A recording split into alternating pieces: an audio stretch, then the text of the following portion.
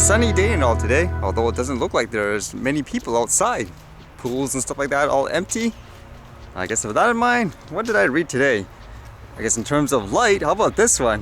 Where apparently it's one of those stories where the police caught someone in the dark using a thermal camera, like on the drone.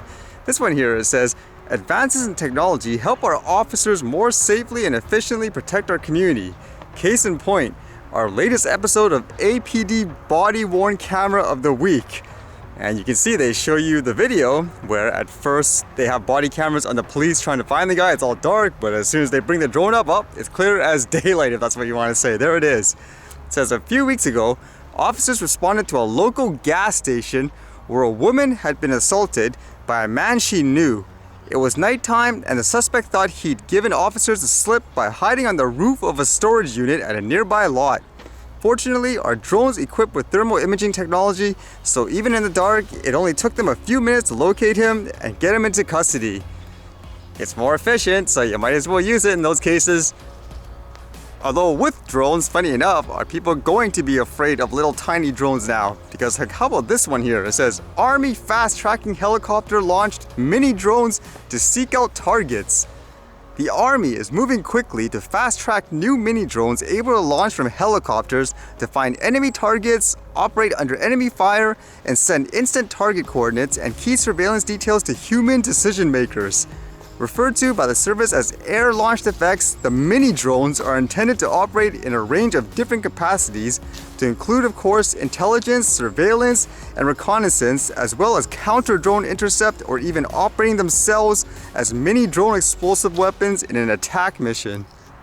It's kind of like I mentioned the other day. It seems like all the stories of drones doing things like killing people and all that with weapons, or if you want to say, spying on people like in those ways, most of them are military, police types of drones, not recreational ones. But I guess when people read things like this, they'll automatically think, doesn't matter if it's a consumer drone, like a small micro one, they'll automatically assume, oh, it must be spying on me or it has something deadly on it, I would imagine. So unfortunately, with that misconception, a lot of people would say, yes, restrict people even more, etc., etc.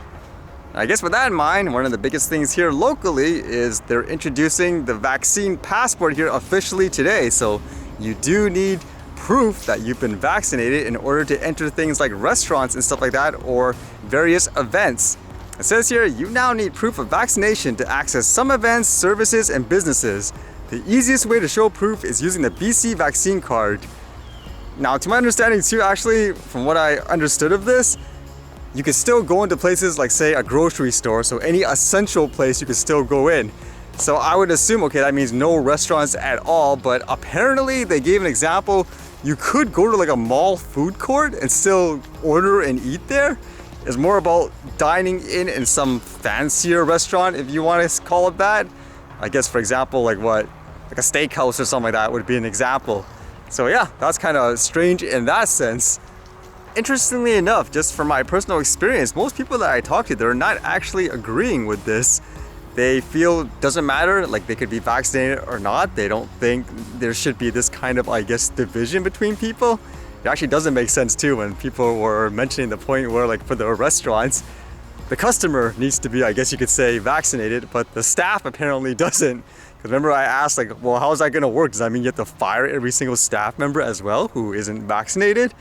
So yeah, it'll be kind of interesting to see how this turns out, if it will generate a lot of protests and stuff like that. Because I know just from reading some stories around the world, like apparently some places like in Europe or something like that, they were going to introduce this, but then they scrapped it last minute. I've even seen too, a lot of people aren't happy about this overall worldwide. So will this create more division?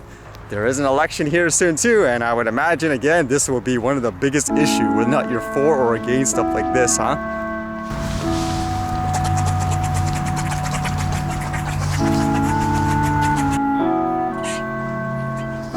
It's a dog.